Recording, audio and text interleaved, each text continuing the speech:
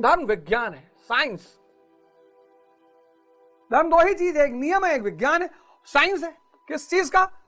कोयले को, कोल को डायमंड बनाने का। बहुत कोलों को इसने डायमंड बनाया। सिद्धार्थ डायमंड बने बुद्ध के रूप में, वर्धमान डायमंड बने महावीर के रूप में, नरेंद्र डायमंड बने स्वामी विवेकानंद के रूप में, और लाखों उदाहरण। अब आपकी बारी है, आप भी अपना जीवन बदलिए।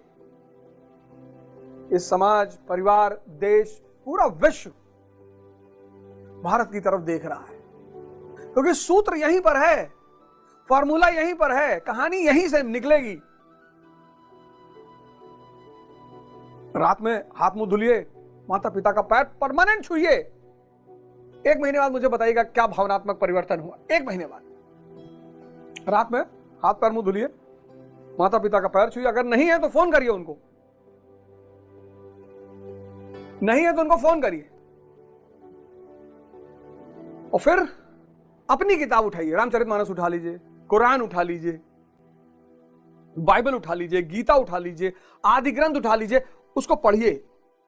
मोबाइल मत देखिए सोते वक्त। एक पॉजिटिव थॉट लेकर नींद में जाइए, और जब लेटिए तो विचार इसका आदी हो चुका है, ये ओवर थिंकिंग का।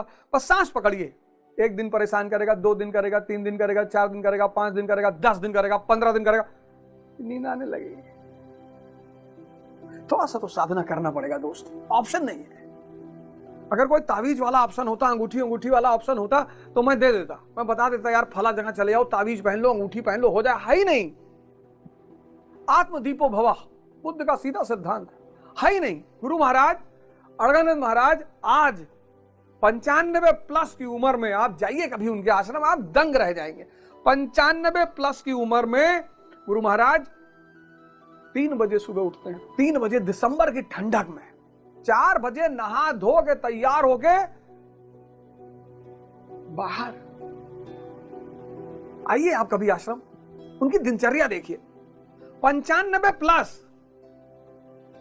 जब आदमी घरों में रो रहा है, भगवान उठा लो, हे भगवान उठा लो, अब भगवान उठा लो, इंद्रियां किसी काम की नहीं रही भगवान, अब जीवन में कोई सुख नहीं है भगवान,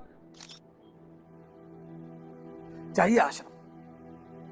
और फिर आप सोचेंगे कि लानत है मेरी जिंदगी पर, यार मैं 20 साल में नहीं उठ पा रहा हूं। ये आदमी 95 प्लस, और वो भी ज्ञान दे रहे हैं लोगों को, प्रवचन दे रहे हैं, रो नहीं रहे हैं।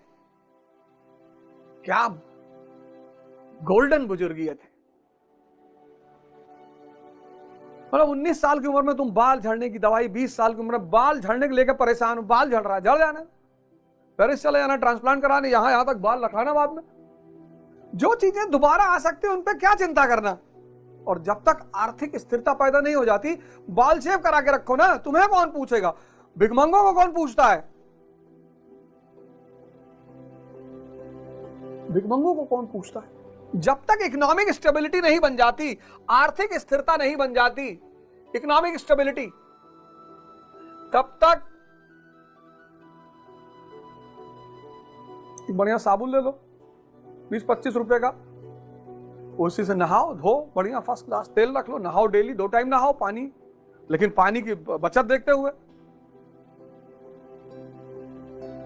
जिसकी आर्थिक स्थिरता नहीं है, जो प्रसाद नहीं बांट सकता, वो भगवान कैसे हो सकता है? जो प्रसाद दे सकता है बस वही भगवान हो सकता है।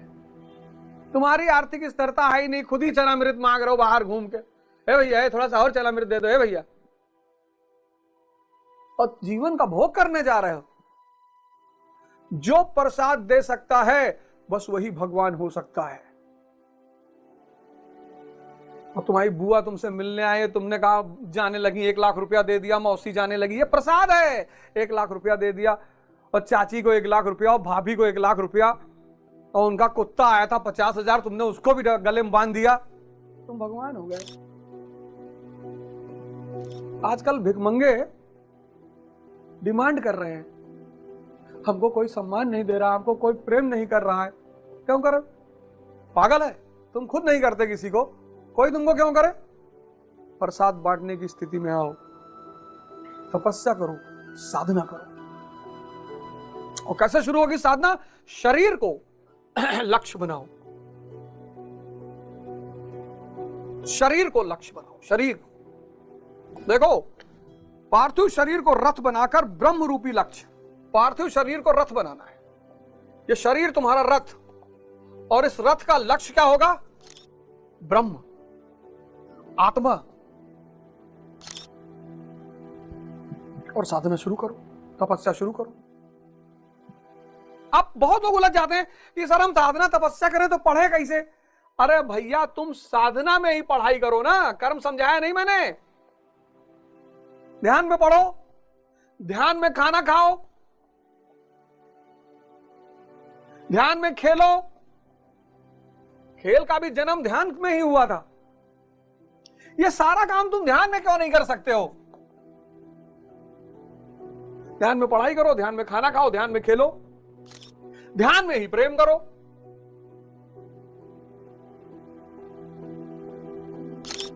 सबको ध्यान बना दो, अलग से थोड़ी कि 3 घंटा अलग से रात में लेटे, 3 घंटा सुबह लेटे, अब तो खत्म हो जाओगे। सब कुछ सतत ध्यान बनाओ। पढ़ रहे हो, मन भाग रहा है, आंख बंद कर लो कुर्सी बैठे बैठे और सांस को साधना शुरू करो। फिर पढ़ो, मन स्थिर हो गया, फिर पढ़ो। फिर आधा घंटे बाद मन अस्थिर हुआ, फिर सांस को साधना बना लो। उठो मत, और मन विचलित कर रहा है और भाग रहा है, जब तक पढ़ रहे हो खाना ही मत खाओ। जितनी देर पढ़ रहे हो भूखे पेट रहो, और भूखे पेट मन कहीं भाग नहीं सकता। यही साधना, यही तपस्या है। और फिर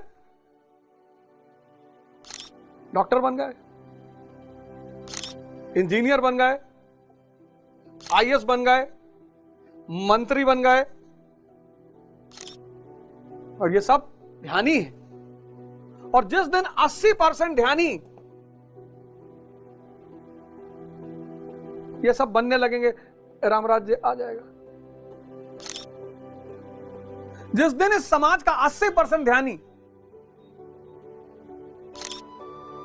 डॉक्टर खुद ही परेशान है, फ्रस्ट्रेट है, परेशान है, सिगरेट पे सिगरेट पिए जा रहा है जो व्यक्ति सेवा कर रहा है। इंजीनियर, मंत्री, संतरी, सब।